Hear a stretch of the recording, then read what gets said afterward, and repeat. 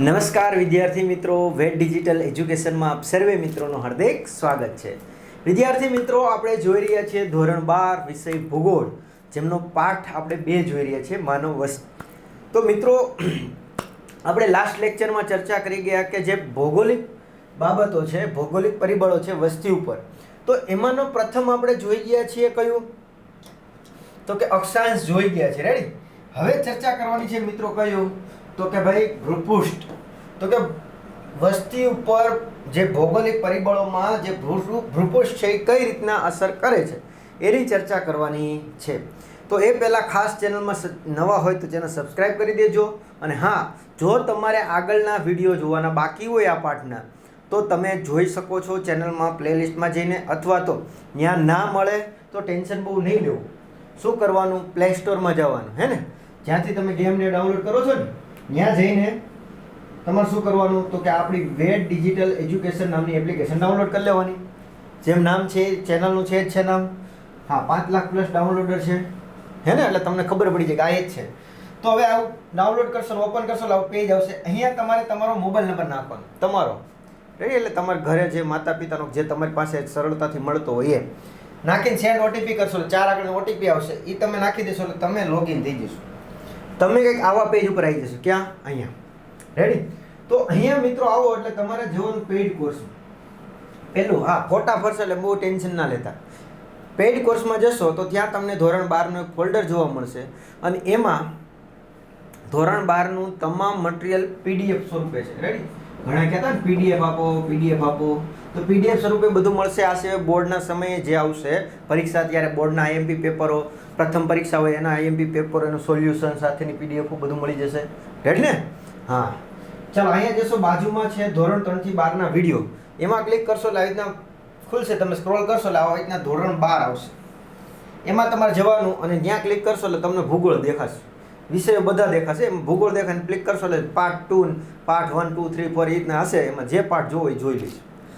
ખાલી ભૂગોળ નહીં મિત્રો, ઇતિહાસ છે, ભૂગોળ છે, સમાજશાસ્ત્ર છે, ઇકોનોમિક અર્થશાસ્ત્ર છે, ગુજરાતી છે. રેડી? તો આ બધા વિષયના વિડીયો લાઈન ટુ લાઈન તમે ત્યાંથી જોઈ શકશો. રેડી? ચાલો, તો હવે આપણે આગળ વધીએ. તમે આગળના ભાગ જોઈ લીધા છે એવી આશા સાથે આપણે આગળ વધીએ છીએ. તો કે ભાઈ ભૌગોલિક પરિસ્થિતિઓમાં ભૂપૃષ્ઠ કઈ રીતના આધાર રાખે છે ભાઈ વસ્તીમાં, તો કે દુનિયાના પ્રાકૃતિક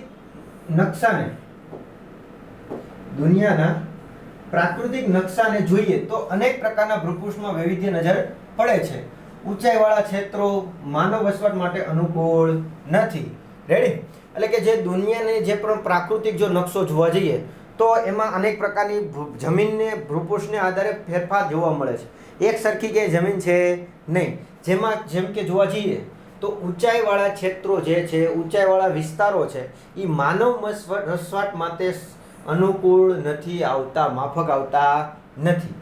ઊંચા પર્વતો અને ઊંચાઈ પર આવેલા પ્રદેશો લોકો ઓછી સંખ્યામાં રહે છે. એક તો ઊંચા પર્વતો ઉપર અથવા તો ઊંચી જગ્યા ઉપર આવેલા વિસ્તારોમાં લોકો છે એ બહુ ઓછી સંખ્યામાં રહે છે. ત્યાં જે સપાટ જમીનમાં રહેતા હોય એટલા બધા ત્યાં લોકો વસવાટ કરતા નથી. આ વિસ્તારોમાં ખેતી, સમતલ ભૂમિનો અભાવ હોય, સિંચાઈની સગવડો અને પરિવહન સેવાનો અભાવ વગેરે સમસ્યાઓ છે. તો કે આવી વિસ્તાર છે તો ત્યાં શેની અગવડતા આવે, તો કે એક તો ખેતી સ્વાભાવિક છે. ખેતી ઢાળવાળો વિસ્તાર હોય, પર્વતીય વિસ્તાર હોય તો ખેતી તો સરળતાથી થશે ને. સમતલ જમીન હોય તો ખેતી થાય ને. તો ખેતી ના થાય, પછી પરિવહન ના થાય, સિંચાઈની સગવડો ના મળે, તો આવી બધી સમસ્યાઓ આવે છે. ક્યાં? તો કે આવી ભૂપૃષ્ઠના આધારે. દુનિયાની ઊંચી પર્વતમાળાઓમાં હિમાલય, એન્ડીઝ, રોકીઝ વગેરે તથા તિબેટ અને બોલિવિયાના ઉચ્ચ પ્રદેશો ઊંચાઈને કારણે પાંખી માનવ વસ્તીમાં વાળા બન્યા છે.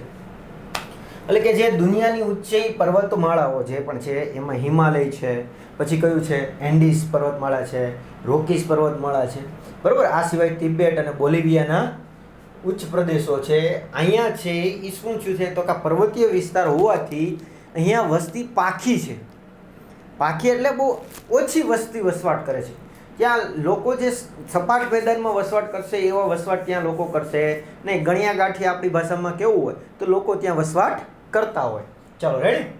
ઊંચાઈવાળા ક્ષેત્રોની તુલનામાં સપાટ મેદાની પ્રદેશમાં વસ્તીની વધારે જોવા મળે છે. જો અહીંયા તમને આપી દીધું એક્ઝામ્પલ કે જો ઊંચાઈવાળા ક્ષેત્રમાં લોકોની વસવાટની સંખ્યા હોય એની કરતાં જે સપાટ મેદાન છે, કેવું સપાટ મેદાન છે, ત્યાં લોકોનો વસવાટની સંખ્યા વધારે હોય છે.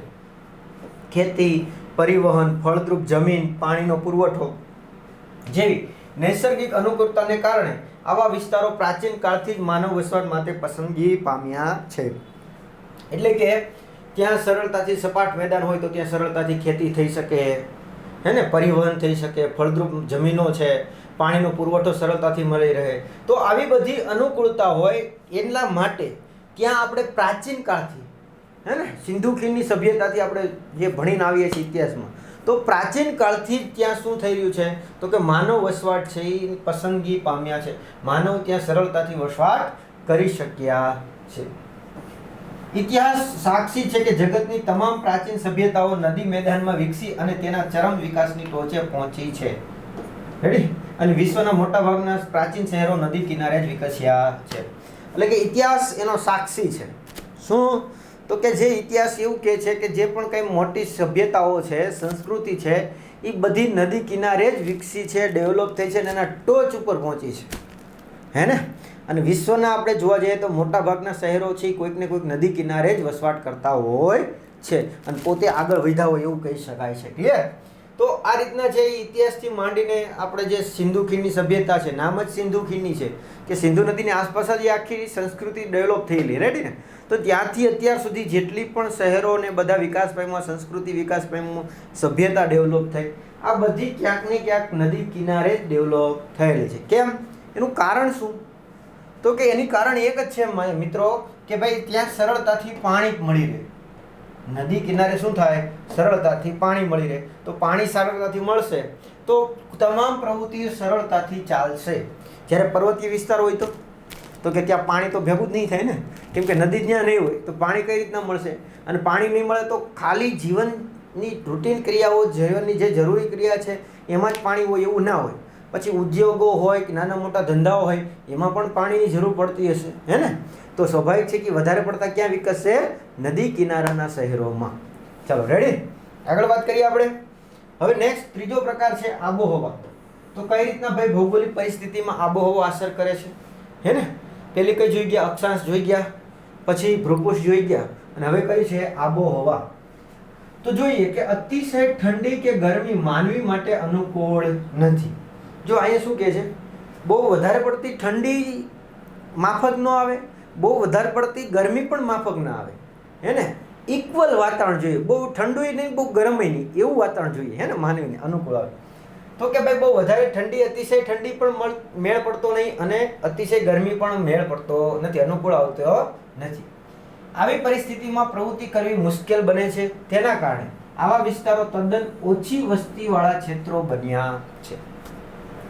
કે જો માની લો કે જ્યાં વધારે પડતી ઠંડી પડતી હોય અથવા તો એનું ઊંધું કોઈ જગ્યાએ વધારે પડતી ગરમી પડતી હોય તો સ્વાભાવિક છે કે આ વિસ્તારોમાં શું થાય તો કે સરળતાથી કામ કરી શકાય નહીં બંને પરિસ્થિતિમાં. રેડી? એટલા માટે આ વિસ્તારોમાં છે વસ્તી કેવી હોય છે? બહુ ઓછી હોય છે. રેડી? કેમ કે ત્યાં કામ ધંધા જ વ્યવસ્થિત નહીં થાય તો સ્વાભાવિક છે લોકોનો વસવાટ છે ત્યાં એટલો બધો રહેશે નહીં. ગરમ રણ પ્રદેશ, ઉત્તર અને દક્ષિણ ધ્રુવ, ધ્રુવીય વિસ્તારો, વિષુવવૃત્તીય જંગલ વિસ્તારોમાં વસ્તી ઓછી છે. જો અહીં ગરમ રણ પ્રદેશ, હવે રણ પ્રદેશમાં એટલી બધી ગરમી હોય, હે ને. તો વિચાર કરો ત્યાં તમે કયો કામ કરી શકશો, હે ને. આપણે ઉનાળામાં ખાલી પેલું બપોરનો સમય હોય અને ખાલી બપોરે કંઈક ક્યાંકથી ક્યાંક જવાનું હોય, હે ને. તો આપણા વિસ્તારમાં પણ આપણે એમ થઈ ઓહો બહુ તાપ છે, બહુ તાપ છે, બહુ તાપ છે, હે ને. તો વિચાર કરો કે એ વિસ્તારમાં તો જે લોકો કચ્છ જે રણ વિસ્તારમાં હોય તો એ તો ત્યાં શું કામ કરવાના, અને ત્યાં તાપ પણ કેટલો હોઈ શકે તમે જોઈ શકો. રેડી? એટલે કે ત્યાં છે શું થાય તો કે આવા ગરમ રણ વિસ્તાર હોય. આનું ઊંધું ઉત્તર અને દક્ષિણ ધ્રુવ, જે પૃથ્વીનો જે ઉત્તર ધ્રુવ અને દક્ષિણ ધ્રુવ, આ કેવો છે? ઠંડો વિસ્તાર. કેમ? તો કે આપણે આગળના લેક્ચરમાં ચર્ચા કરી હતી કે ભાઈ ત્યાં સૂર્ય છે એ 6 મહિના પહોંચે છે, 6 મહિના તો આવતો જ નહીં, એનો પ્રકાશ પણ આવતો નથી, એટલે ત્યાં ઠંડા વિસ્તારો છે. તો આ છે. પછી વિષુવવૃત્તીય જે જંગલો છે તો અહીંયા વસ્તી કેવી હશે તો કે સ્વાભાવિક છે કે ત્યાં વસ્તી બહુ ઓછી હોય. રેડી ને?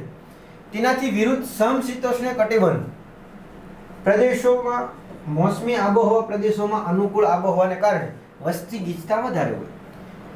તો જો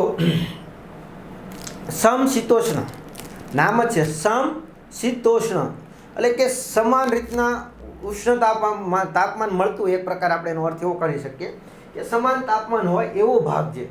બહુ તડકોય નહીં, બહુ વધારે ગરમી નહીં, એટલે સોરી બહુ વધારે તડકોય નહીં, બહુ વધારે ઠંડી નહીં, એવો વિસ્તાર હોય.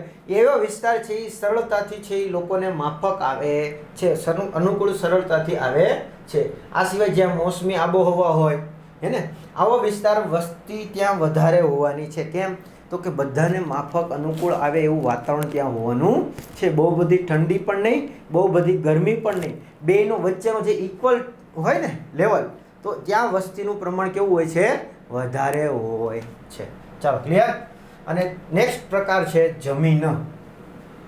તો ચાલો જોઈએ જમીન કઈ રીતના અસર કરે છે. તો કે સારી ઉપજ આપતી રસાળ ફળદ્રુપ જમીનમાં વિવિધ પાક સરળતાથી લઈ શકાય છે. એટલે કે જે સારી જમીન હોય, રસાળ ફળદ્રુપ જમીન હોય, તો ત્યાં સ્વાભાવિક છે કે જ્યાં આપણે વિવિધ પાકો પણ આપણે લઈ શકતા હોય. ત્યાં પાકની ઉપજ કે ઉત્પાદન વધારે હોય છે. મર્યાદિત જમીનમાં પણ ઘણા માણસોનું પોષણ થઈ શકે છે. એટલે કે ત્યાં ઉત્પાદન વધારે પડતું આવતું હોય છે. રેડી? તો ત્યાં જમીન મર્યાદિત હોય, ઓછી જમીન હોય, પણ છતાં પણ ઉત્પાદન સારું આવતું હોય, તો ઘણા લોકોનું શું થઈ જાય? એમાં પોષણ સારી રીતે થઈ જતું હોય છે. જેમાં નદીના ખીણોમાં આ પ્રકારની અનુકૂળતા હોવાથી ત્યાં વસ્તી ગીચતા વધારે હોય છે. એટલે કે જે નદીનો ખીણ પ્રદેશ હોય ત્યાં આ પ્રકારની અનુકૂળતા, કેમ રસાળ જમીન, ફળદ્રુપ જમીન હોય, તો ત્યાં લોકોની સ્વાભાવિક છે કે વસ્તી પણ કેવી હશે? વધારે હશે. કેમ? તો કે ત્યાં ફળદ્રુપ જમીન હશે તો ખેતી સાથે જોડાયેલા લોકો હશે. ભલે એ જમીન ઓછી છે પણ એમાં ઉત્પાદન સારા પ્રમાણમાં આવશે, તો જેથી કરીને બધા લોકોનું ગુજરાન ચાલી શકશે. તો આ બધા ટોપિક છે એ આપણા ભૂપૃષ્ઠના આધારે કયા? તો કે ભૌગોલિક પરિબળોના આધારે એના અસર છે વસ્તી ગીચતા ઉપર, માનવ વસ્તી ઉપર પડે છે. એના પરિબળો છે. એમાં પહેલું કયું હતું? ભૌગોલિક પરિબળ. તો એમાં કયા કયા મુદ્દા આવશે? અક્ષાંશ, ભૂપૃષ્ઠ, આબોહવા, જમીન. રેડી? ચાલો બીજો પ્રકાર છે કયો? આર્થિક પરિબળ. પેલું હતું ભૌગોલિક પરિબળ, હવે કયું છે? આર્થિક પરિબળ. એમાં છે પહેલું છે ખનિજ સંપત્તિ. તો ત્યાં વસ્તીની કઈ રીતના વધારે જોવા મળે ને? તો કે અતિ વિષમ કે પ્રતિકૂળ આબોહવાના ક્ષેત્રોમાં પણ જો કિંમતી ખનિજો મળી આવે તો માનવી ત્યાં અનેકો ઉપાયો પ્રયોજી વસે છે. શું કે છે? અતિ વિષમ એટલે કે એવી કે ત્યાં શક્યતા બહુ નહિવત છે, બહુ જ નહિવત છે. આમ કે ને અતિમાં અતિ ખરાબમાં ખરાબ પરિસ્થિતિ હોય કે ત્યાં લોકો રહી શકે એવી શક્યતા બહુ ઓછી હોય. પણ જો ત્યાં કિંમતી ખનિજો મળતી હોય, ત્યાંથી જમીનમાંથી કે શું મળી આવતું હોય? કિંમતી ખનિજો, તો લોકો ગમે તેમ કરીને, ટેકનોલોજીનો ગમે તેમ ઉપયોગ કરીને લોકો પોતાની અનુકૂળતા સાધી લેતા હોય છે. રેડી? ચાલો. અને વસવાટ ત્યાં કરતા હોય. જેમ કે પશ્ચિમ એશિયાના ગરમ રણ પ્રદેશમાં ખનિજ તેલ મળ્યા બાદ ઓસ્ટ્રેલિયાની ગરમ અને સૂકી આબોહવા કેરગુલ્લી અને કુલગાડી ખાતે માનવીએ સોનાની ખાણોમાંથી આર્થિક લાભ માટે વસાહતો સ્થાપી છે. તો આ થોડાક એક્ઝામ્પલ આપ્યા છે. જેનું એક્ઝામ્પલ લઈએ તો કે પશ્ચિમ એશિયાનો ગરમ રણ વિસ્તાર, પશ્ચિમ એશિયાનો ગરમ રણ વિસ્તાર છે પણ ગરમ છે એકદમ. ઉનાળા મેં તમને કીધું આગળના આપણા ટોપિકમાં પણ જોયું, ગરમ રણ વિસ્તાર હોય એટલે સ્વાભાવિક છે. પણ ત્યાં લોકો વસવાટ કરે છે. કેમ? તો કે ત્યાંથી શું મળે છે ભાઈ? ખનિજ તેલ મળી આવે છે. અને તમને ખ્યાલ છે કે વિશ્વમાં ખનિજ તેલની ડિમાન્ડ બહુ બધી છે. તો લોકો ત્યાં ગમે એવી પરિસ્થિતિ વિપરીત હશે તો પણ પોતાની અનુકૂળતા સાધી લેશે. હે ને? ચાલો.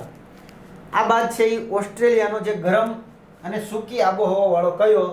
કેરગુલ્લી અને કુલગાડી ખાતે માનવી સોનાની ખાણો છે એમાં આર્થિક લાભ લેવા માટે છે એ ત્યાં વસાહતો સ્થાપી દીધી છે. કયા જગ્યાએ? તો કે ઓસ્ટ્રેલિયાનો એક તો ત્યાં ઓસ્ટ્રેલિયાનો એક તો ગરમ વિસ્તાર છે ને આબોહવા એકદમ સૂકી છે, સાવ ભેજ વિનાની, હે ને? સૂકી છે છતાં પણ અહીંયા સોનાની ખાણ છે, તો લોકો ગમે એમ કરીને મૂકશે નહીં. રેડી ને? એટલે ઇન શોર્ટ જો કહેવાય એવું માગે છે કે જો કોઈ જગ્યાએ ભલે ગમે એવી વિપરીત પરિસ્થિતિ હોય, અનુકૂળતા ના હોય, પ્રતિકૂળતા હોય, પણ જ્યાં જો ખનિજો, કિંમતી ખનિજોની બધું મળી આવતું હોય તો લોકો ગમે તેમ કરીને ત્યાં વસાહત છે સ્થાપી દેશે. ચાલો રેડી. ચાલો બીજું છે વનસ્પતિ. તો વિષુવવૃત્તીય જંગલોનું આર્થિક મહત્વ પણ ઓછું પ્રમાણમાં ઓછું છે, પરંતુ અણીદાર પાંદડાવાળા વનસ્પતિવાળા શંકુરુદ્રમ વનોની આર્થિક ઉપયોગિતા વધારે હોવાથી લોકો તેના દોહન માટે જંગલમાં રહે છે.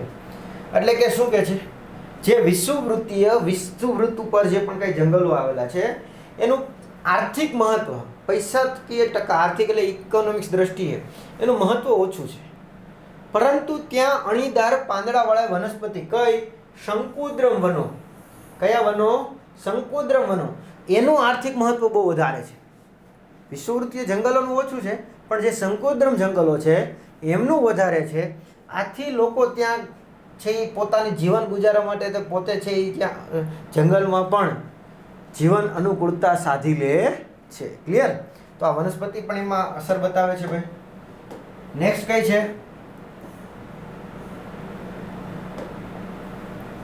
પાણી પુરવઠો અને તેની ઉપલબ્ધિ. તો એ કઈ રીતના વસ્તી ઉપર આધાર રાખે છે? તો કે જળ એ જીવન છે. આપણે અવારનવાર વાંચતા હોય છે પંક્તિ. આ અનુસાર પાણીની પીવામાં, રસોઈ, સાફ સફાઈ, સિંચાઈ, ઉદ્યોગ, પશુપાલન વગેરે માટે જરૂરિયાત રહે છે. તો એ તો બધાને તમને ખ્યાલ જ હશે, આ બધી માટે જરૂરિયાત હોય. એથી જ તો પાણી નિરંતર પુરવઠો માનવ વસવાટ માટે મોટું આકર્ષણ છે. આગળના જે આપણે ટોપિકમાં જોઈ ગયા, શા માટે વધારે લોકો નદી કિનારે વસવાટ કરે છે, એની પાછળનું કારણ જ આ છે કે જીવનની તમામ નાની મોટી ક્રિયાઓ માટે પાણી ઉપયોગી છે. તો સ્વાભાવિક છે કે લોકો વધારે વસવાટ કરવાનો વધારે મહત્વ ક્યાં આપશે? જ્યાંથી સરળતાથી પાણી મળી રહે ત્યાં. રેડી ને? પ્રાચીન સમયથી નદી તટે, સરોવર કાંઠે વસાહતો સ્થાપવામાં આવી છે. એટલે કે પ્રાચીન સમયથી જોવા જઈએ તો નદી કાંઠે હોય, સરોવરની કાંઠે છે એ વસાહતો સ્થાપવામાં આવતી હોય. સિંચાઈની સગવડોની વાત કરીએ તો એ કઈ રીતના આધાર આપે છે વસ્તી વધારા પ્રમાણે? તો કે ફળદ્રુપ જમીન પણ સિંચાઈના અભાવ બિન ઉપજાઉ બની જાય છે. એટલે કે માની લો કે જમીન કોઈ ફળદ્રુપ છે, સારી એવી ફળદ્રુપ છે, પણ જો ત્યાં પાણી ના હોય તો એનો કોઈ મતલબ, જમીન ફળદ્રુપતાનો કોઈ મતલબ રહેતો નથી. રેડી? એટલે કેવી બની જાય છે? બિન ઉપજાઉ બની જાય છે. તેનો ઉપયોગ થઈ શકતો નથી. વરસાદની અનિયમિતતા કે અલ્પવૃષ્ટિ ધરાવતા ક્ષેત્રોમાં પણ વસ્તી ઓછી જોવા મળે છે. એટલે કે સિંચાઈવાળી વ્યવસ્થા વાત કરી કે જ્યાં પાણી વ્યવસ્થા નથી તો ત્યાં વસ્તી ઓછી રહેશે. આ સિવાય જ્યાં વરસાદની અનિયમિતતા છે, ચોક્કસ સમયમાં વરસાદ આવતો નથી, ક્યાંક બહુ બધો આવે છે, અનિયમિતતા હોય અથવા અમુક જગ્યાએ વરસાદ આવતો જ નથી, હે ને? તો આવા ક્ષેત્રોમાં પણ વસ્તી છે એ બહુ ઓછી હોય છે. આ સિવાય સિંચાઈની સગવડોમાં ક્ષેત્રોમાં વર્ષોમાં એકથી વધારે પાકો લઈ શકાય. અહીં આર્થિક વિકાસની તકો વધારે ઉપલબ્ધ હોવાથી વસ્તી વધારે હશે. શું કહે છે? તો કે ભાઈ જ્યાં સિંચાઈની સગવડ છે ત્યાં સ્વાભાવિક છે કે વર્ષમાં એકથી વધારે શું થઈ શકે? પાક લઈ શકાય, હે ને? તો એકથી વધારે જો પાક લઈ શકાતો હોય તો સ્વાભાવિક છે કે લોકો પ્રાયોરિટી ક્યાં આપશે? ત્યાં જ આપશે ને. કેમ? તો કે આર્થિક, જો જેટલા પાક વધારે લેવાશે વર્ષ દરમિયાન તો એટલી આર્થિક આવક વધી જશે.